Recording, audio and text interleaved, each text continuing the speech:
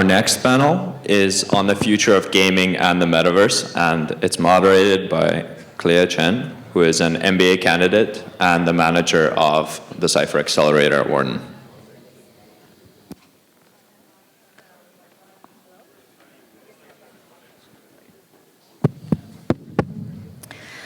Hello, everyone. Thank you for coming and staying through the last panel of the day and of the Penn Blockchain Conference. We're going to have fun because we're going to talk about gaming, and I'm very delighted to have a very strong lineup of speakers here today. Fun fact, they all graduated from Wharton, some undergrad, some MBA. I'll start with Brennan. Brennan is a managing partner at Sunset Ventures, a crypto VC. And before Sunset Ventures, he worked at Samsung Next as an investor and has also covered internet and gaming at Morgan Stanley. He's an investor behind a lot of notable gaming projects, such as Yuga Labs, The Sandbox, Ready Player Me, so very famous in the field. And next up, we have Justin. Justin is a partner at Turtle Ventures, a newly funded VC investing in interactive entertainment, including Web2 and Web3. Before Turtle, he worked at Tencent Investment, covering North America gaming investment. Tencent is the world's largest video games publisher, and they have actually also invested in a bunch of Web2 as well as Web3 gaming projects, such as Immutable X. And we have June. June is leading gaming investments at Hashed. Hashed is a global crypto VC. They're among the earliest backers of Axie Infinity and The Sandbox, and they have also invested in notable projects, including Yuga Labs and Mythical Games. Last but not the least, we have Anna. Anna is the director of tokenomics and financial planning at Republic Crypto. Republic Crypto advised a lot of Web3 gaming projects on tokenomics design. They're notable. The clients included Star Atlas, Zetround, and Hyrax. I'll cut to the chase here and start with my first question. I think over the past year, I think starting from the end of 2021 and the early 2022, there was a lot of buzz around Web3 games. But then Luna happened, 3AC, and then FTX. The sentiments around Web3 gaming has changed a lot. And a lot of Web3 gaming studios even rebranded to calling themselves Web 2.5. So my first question is, have you adjusted your strategy in terms of your approach towards Web3 and gaming in the past year, and how have you adjusted? Should we start from June? I plan to say lady first, but yeah, I'll just kick off. Yeah, I mean, so this year I see, as you know, gaming, if you look into the blockchain gaming side, whether you call it play and earn or Web3 gaming, it's basically a small market of the total gaming, which is 2.5%. And what I see a missing gap is that high-branded IPs weren't able to enter into this space discreetly. What I mean by discreetly is that, as you've seen in recent cases with the Porsche NFT drops, I think they had to create a supply shock to shut down the unminted NFTs, given that they weren't able to discreetly manage the community that well. So this year, I will be focusing, and our strategy with regards to Web3 gaming is focusing on a well-branded IP, which do have a large user base, which is a potential user base jumping into crypto, if done well with the onboarding process and the analytics tools, usually ranging from 100 million to 150 million MAUs. Those kind of studios will be jumping in, but discrete community management should be done for sure on that regard, and that kind of symbiosis is lacking, I guess, in this market. And definitely would like to see this happening this year and next year, although it might take a long time, but that's our strategy on Hash with regards to gaming. Yep. Yeah, I mean, I think in terms of our portfolio strategy, not much has changed in regards to the exposure we want to have to gaming and how it intersects with Web3 or blockchain. What I would say has become even more clear is really just the risk reward looks a lot more attractive going even earlier stage for us. So what we've probably actually done in this vertical, as well as some others, is really focused on pre-seed, really like the barbell approach. I think a lot have historically called out of seed and maybe later stage, B, C stage and beyond. Frankly, I think seed has become very crowded and, to a degree, overvalued, especially in crypto and blockchain. We saw a lot of that last year. Saw that firsthand at Samsung. And so with Sunset Ventures, we've actually, I think, made a very concerted effort to find these projects and these builders earlier in their journey and back them, but still very excited at the opportunity within gaming and, what value can be unlocked with blockchain.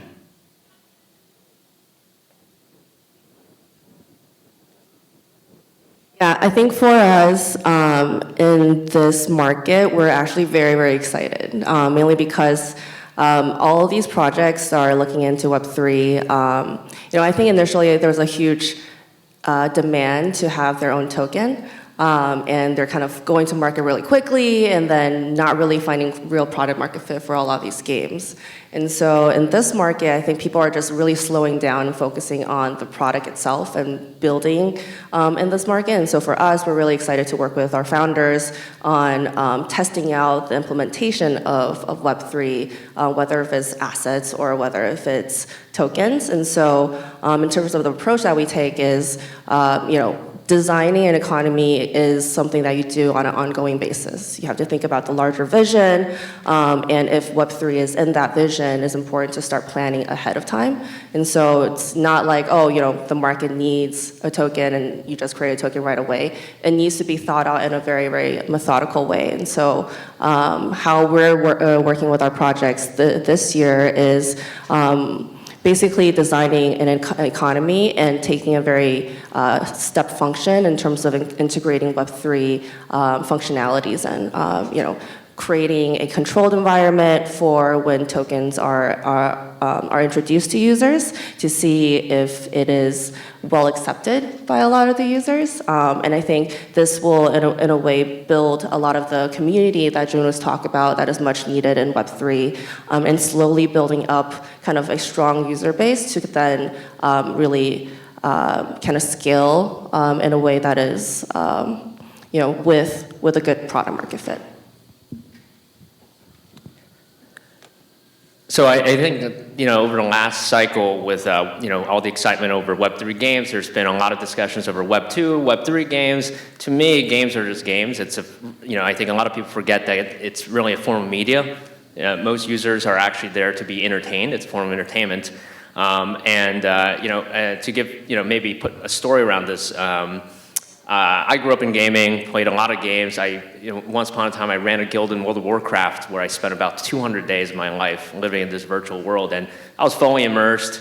I did a lot of asset trading. I was, playing not just the game, but as they call it, the meta game. But if you check the statistics of the number of people back in vanilla World of Warcraft, this is probably 15 years ago, who actually got to level 60, which at the time was where the meta game began, it was a small minority of the actual user base. Most of the users were there for the story, the world, and to be entertained. And so I think, going into this year, I think it's actually going back to basics in a way. And I think the narrative around Web3 gaming has actually, I think, started to kind of coalesce around the idea of maybe Web 2.5, sometimes Web 2.25, depending on where you sit on the spectrum. But I think, eventually there's not going to be a differentiation. It's just, a game, and it's going to have some sort of infrastructure component that's linked up with Web3. But the mass audience is not going to really care. And so that's kind of the area that we're focused on. Yeah, good point. And I think we're already dealing a lot with Web3, Web2, and now we have to deal with Web 2.5, Web 2.25.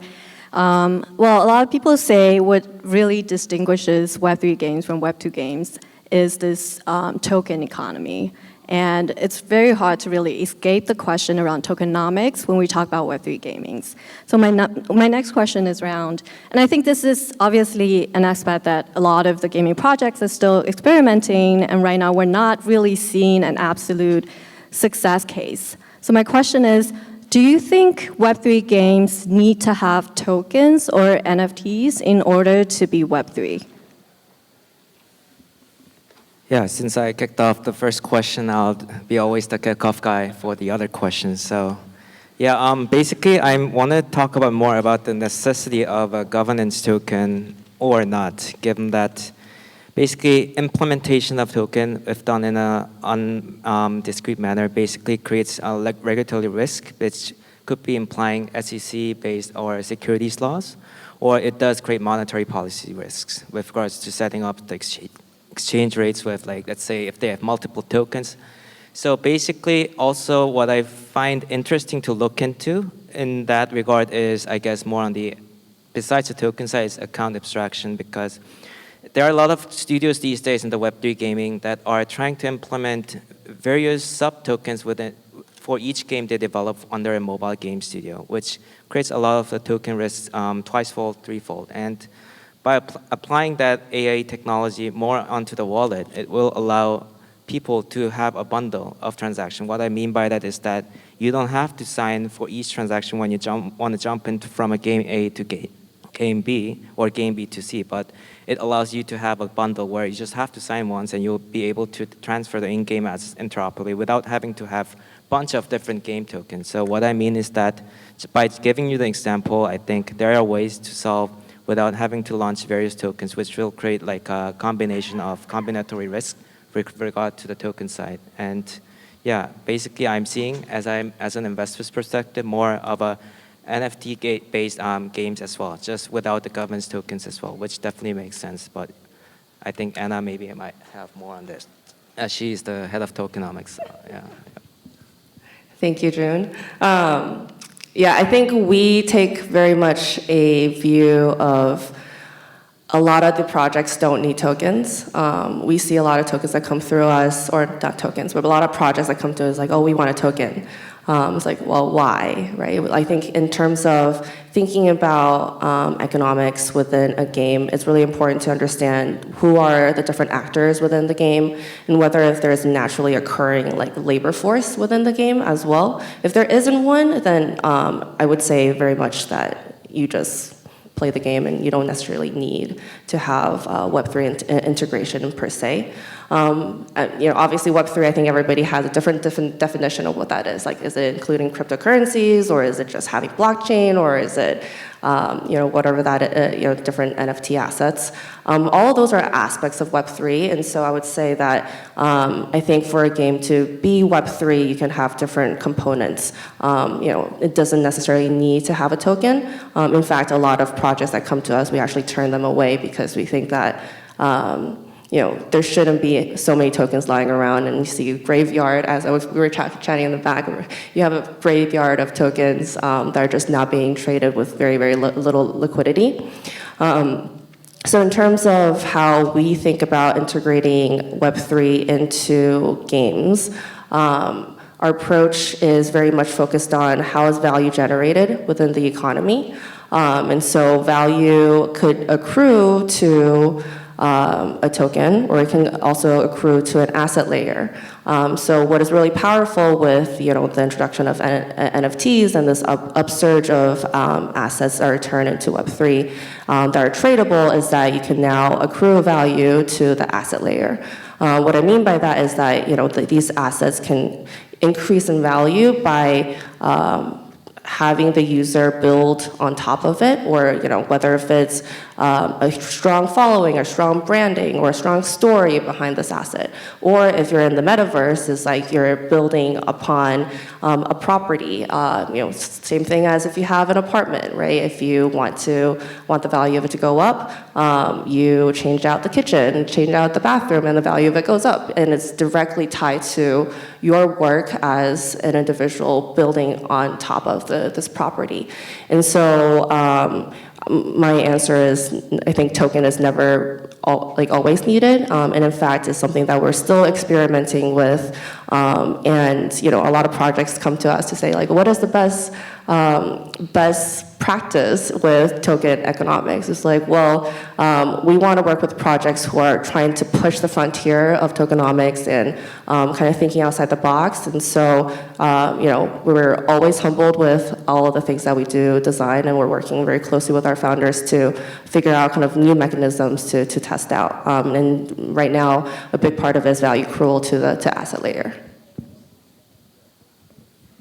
I mean, I think from my point of view, I probably lean, more Web 2.5, 2.25 at the end of the day. I mean, I do agree. I just think games, to succeed, I mean, they need to be fun. They need to attract these players, retain these players. I mean, blockchain-based gaming has just been so tiny compared to the billions of, gamers that are out there. And I think oftentimes that's because of these sort of barriers and complexities with tokens, or even just the incentives get completely misaligned at that point, and it's much more about speculation. I mean, I think Dookie Dash, even as of late, over the past few weeks, was fun. There's a ton of engagement, at least within the world of Web3. I think a few $1 million was spent with the Ape coin, so that's sort of a success. But there's really only like 25,000 unique players or wallets, and so again, it's almost oftentimes these whales, these few whales, that are already in crypto, again, just trying to, unlock some more value or return on the crypto they already have. And I think that, in order to actually penetrate the opportunity itself, I think tokens actually are oftentimes the limiting factor between fungible tokens or, NFTs for game assets and game items. I mean, I would lean more NFTs should they be necessary. But, I think at the end of the day, the experience needs to probably be much more open, driven by user-generated content, something like a Roblox Minecraft of the next generation, let's say, of the next 10 years. But people who play that don't understand how Robux really work or where they sit and why they move the way that they do. But it's just intuitive, to the gamer, so much so that my son can pick it up and play without a thought, right? There's no complexity there whatsoever. And so just looking at the broader opportunity of gaming. I think, again, it comes down to those gaming kind of basics and fundamentals much more than it does, tokens in crypto. So, I think I generally agree with what everyone said here. Very smart people on the panel. But to kind of echo what Anna was saying earlier, I think it really goes back to like the motivation of why you have a token in the first place. A lot of we saw probably a couple hundred at least pitches for Web3 games over the last just 12 months, and a lot of, I think if you dig down, a lot of the motivation was really just fundraising. It's like, well, this is like Kickstarter but better and faster, and to me that's just not really sustainable at all. And if you kind of look at the type of games or platforms or experiences that I think tokens really make sense on, it goes back to user-generated content. It goes back to creator economy. It's rewarding players who are also content creators and giving back value to them for helping grow the platform or grow the community. But overall, there's not actually, if you look at kind of the UGC space, there's not actually that many scaled platforms in gaming UGC. You can probably count on two hands, like the number of these experiences with more than 10 million monthly active users, for example. So I think for the vast majority of projects, it probably just doesn't make sense.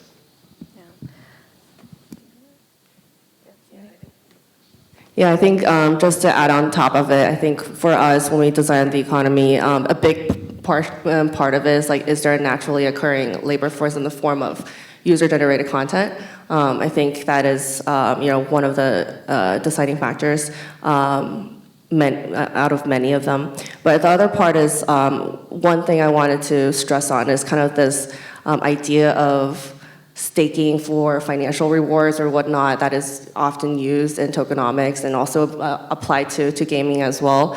I think for us, we're trying very much to redirect their attention to kind of focusing on gaining users who are real gamers who enjoy the game, and then giving them rewards that are not necessarily financial rewards, like more like in-game rewards or power-ups, or it makes you a better player or whatnot. So that makes the game much more symbiotic in terms of optimizing for fun, optimizing for entertainment and experience. I think we just touched on a very important trend for just overall the entertainment and gaming industry, which is the creator economy, how to empower creators and users to create more user-generated content and to reward them with whatever that they deserve to get. And I think these days we're actually seeing a surge of a narrative around actually generative AI. Obviously, ChatGPT has been making the news every day, and I've seen people putting forward this narrative of basically generative AI, which obviously is going to have very strong impact, especially on the production of games, on empowering creator economy, how generative AI and decentralized asset ownership should go hand in hand to reinforce this creator economy. I'm wondering what's your view on that? Yeah, I think just to touch upon the creator economy, so basically the history started with 1.0 where I think social networks like Facebook came in, Instagram, whatever, and it's creator economy 2.0 came with like virtual or real influencers, making consumers becoming also producers like prosumers. And now we have creator economy 3.0 where the monetization layer came in with Patreon and whatnots.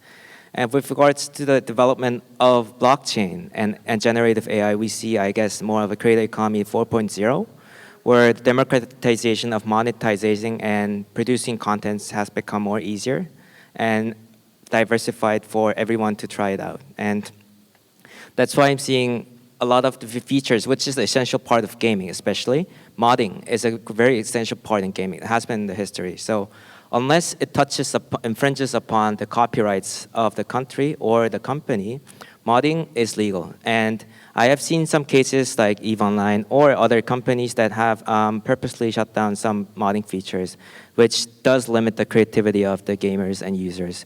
But with regards to advancements of blockchain and AI, I would see more of this happening, which has been lost for a few years or decades, which is an essential core where I think not only the game developers, but also the players who understand, who have played, let's say, 10,000 hours more of EVE Online or RuneScape, could also create contents and could generate money as well. And I would like to see that more happening through the blockchain gaming space.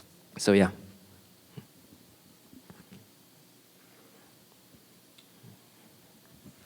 I mean, I think on the generative AI side, I mean, we've been following that for the past few years. A few years ago, we called it synthetic media. Who knows what we'll call it in a couple of years from now.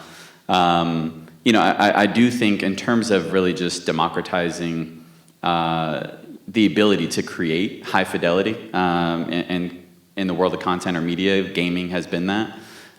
You know, things like Unity, I think, kind of reduce those barriers to a degree, but I would still call them prosumers to a degree at the same time, right? Whether they're also using Blender or, you know, Autodesk tools, things like that. So with AI really bringing down that barrier, I am excited to see, I mean, frankly, just more even one person, you know, kind of creators and shops starting to emerge. You've seen some success with very low fidelity games, and usually they're very experienced developers. So like a Stardew Valley, right, with Concerned Ape, sort of an infamous one, you know, being able to do it on his own, sell 20 million units. But again, you know, the way that YouTube could kind of break, you know, or TikTok can break a video content creator, you haven't really seen that in the world of gaming. And so I do think there's going to be, over the next 10 years and even over these next few, perhaps an explosion of new gaming content. I think it's going to be interesting to see which distribution channels, you know, they take advantage of. Mobile's been the biggest driver, but obviously that's given a lot of power to Apple, especially, Google as well.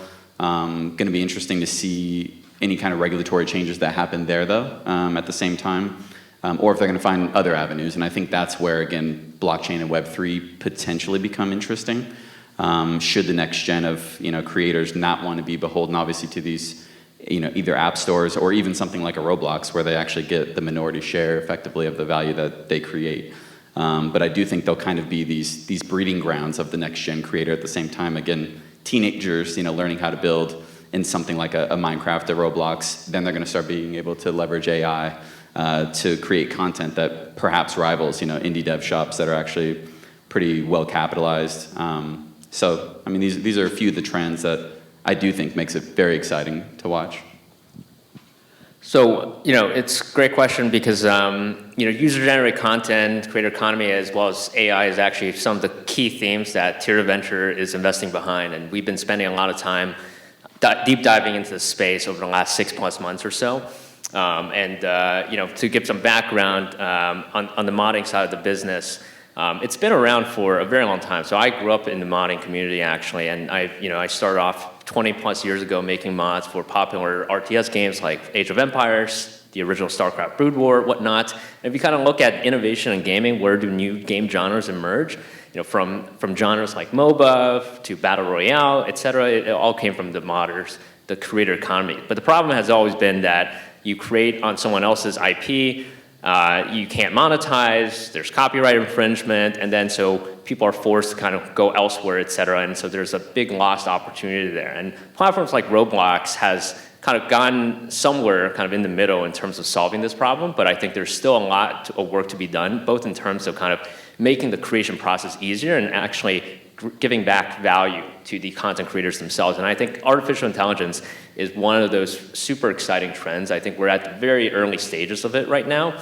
That will really enable everyone to kind of create the experiences that they want to showcase. And I think in terms of the Web3 aspects of it, one area that I'm keen to kind of explore, and we haven't seen that many startups in the space yet, but is, there's been a lot of debate over, rights infringement from artists and, people protesting against these models training on basically unauthorized use of, people's artwork, data, et cetera. I'd love to see a Web3 solution to this in terms of kind of, giving back kind of the artists, the creators, some more control over their data and their assets. So that's one interesting area that we're looking into.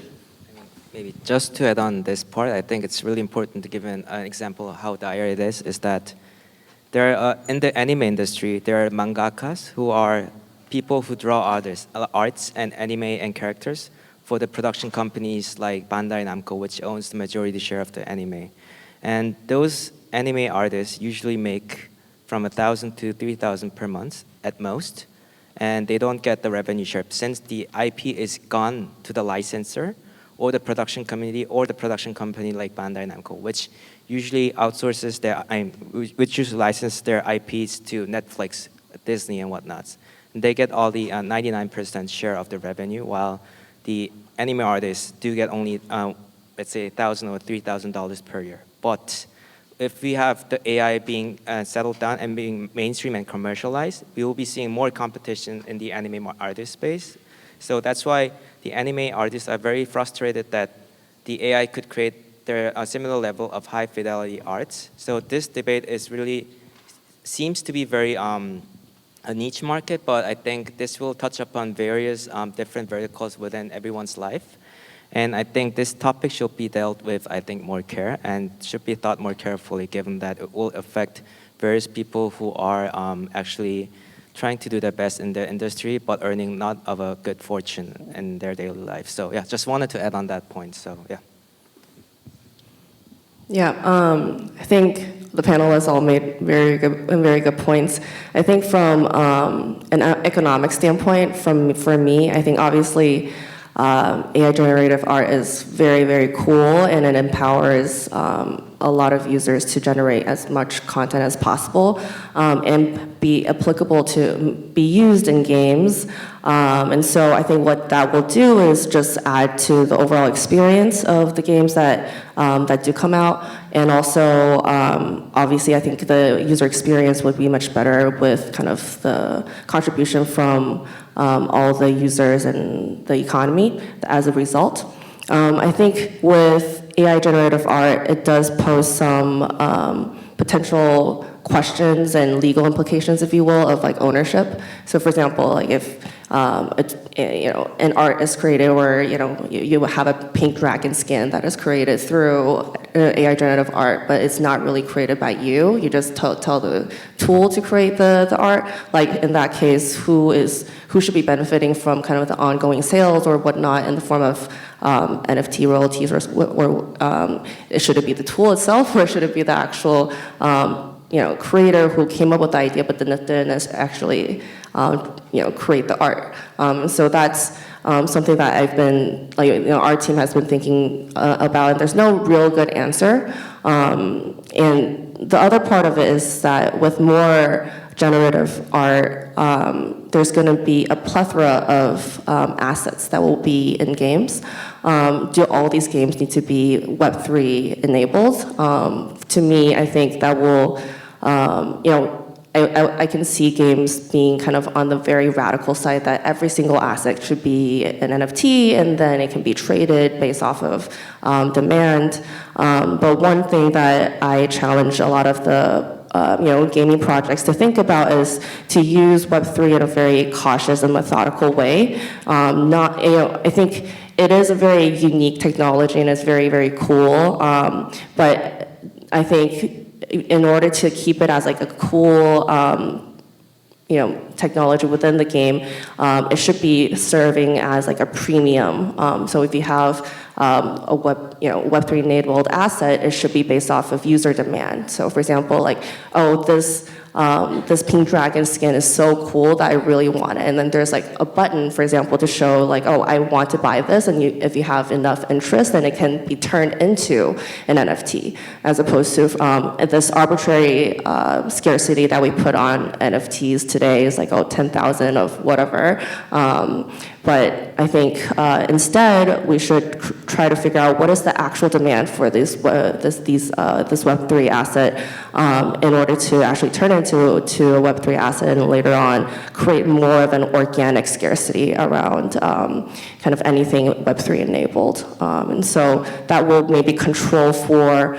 this endless amount of user-generated content into the Web3 world, where like this ownership question will inevitably come up. Right.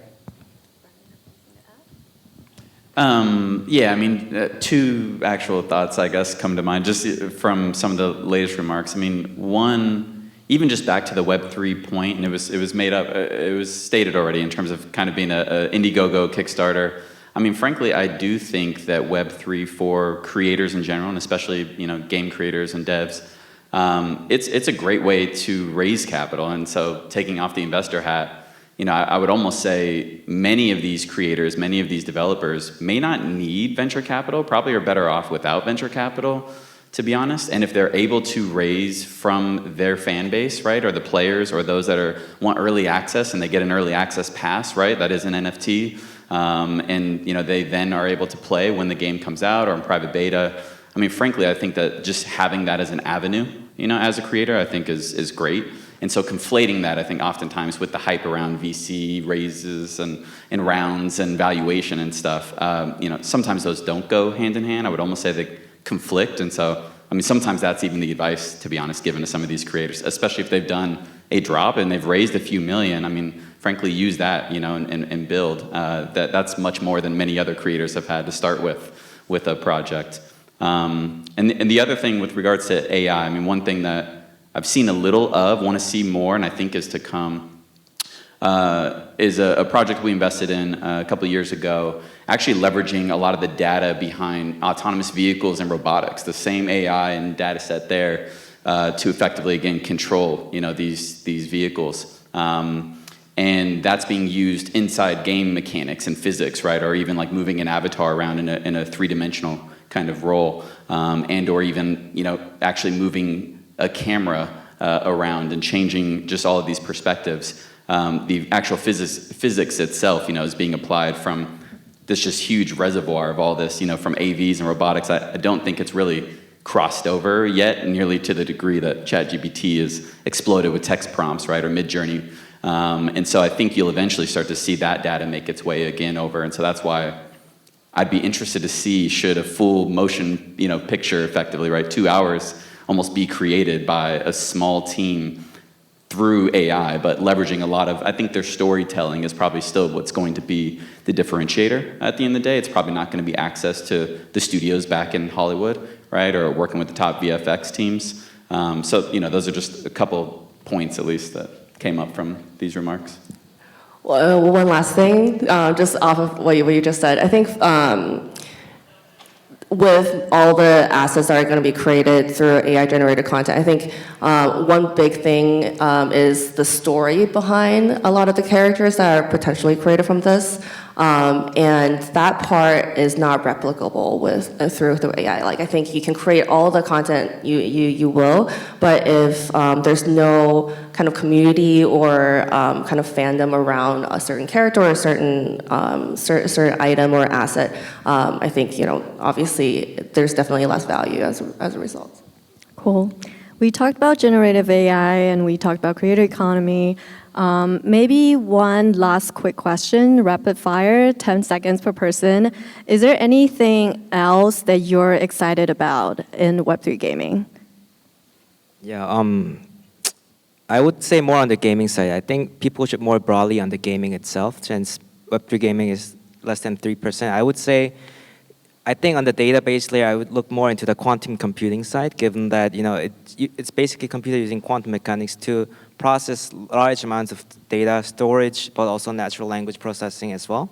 And I guess in that regards, we see NVIDIA already has an in-house built SDK called CU Quantum. So I would like to see quantum computing, which IBM says will be commercialized in 2025, but I think the underlying tech layer developed and already supporting and accelerating the pace for generative AI, Web3 gaming, and whatnot. So yeah. Anything else? I can go next. Sorry. Claire's probably not going to be surprised by this, but I'm just going to double down on artificial intelligence. I think a lot of the attention recently has been really on the B2B side and how really it could drive costs down, et cetera. I mean, that to me, that's interesting, but it's not the most exciting part. It's really kind of the emergence of brand new applications and use cases. So companies like Replica, Character.ai, using conversational AI and other tools to create basically believable, emotional human beings, and some of the possibilities that can come out of this entirely new application category. That's what we're super excited by. Anything else? I think for me, what I'm really excited about is to see more high quality economies emerge from Web3, whether if it's in the form of assets or tokens. I'm really excited to see kind of more thoughtful implementation of Web3 into games, as opposed to just be like, oh, we're launching a token because everybody wants one. And so I think with this, the winter that we have now, I think people are going to be much more careful about how they're implementing. And as a result, I think the project qualities that are going to come out with Web3 integration, especially in gaming, is going to be really exciting to see. I'm actually seeing some projects, but want to see a lot more that are actually tapping into the Minecraft and the Roblox at the server level, right? I mean, some of these just servers alone and the creators of those servers, there's so much, I think, untapped potential. Many of these products or platforms are leveraging Web3 to drive further engagement, to help with ownership, and really just, I think, really increase the economy within those servers. And I do think eventually, if enough of that is going on, I do think that those platforms will actually open up, but they're going to be resistant to start. So rather than just Web3 sort of way out here, pulling people over, I think that 2 to 2.1 or 2.25 might come from some of these big platforms that already exist. Okay, and with that, we're at time. A round of applause for the speakers here.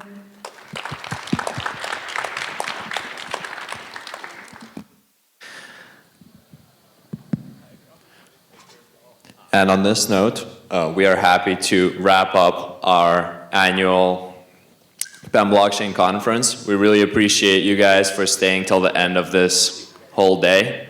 We really appreciate you making it out to Philly and participating in the conference. For those hacking in the hackathon, there's still the day tomorrow. All details are in the Discord. Otherwise, thank you all very, very much for coming.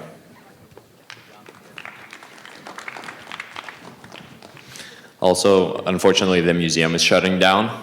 So we need to be out of here fairly quickly.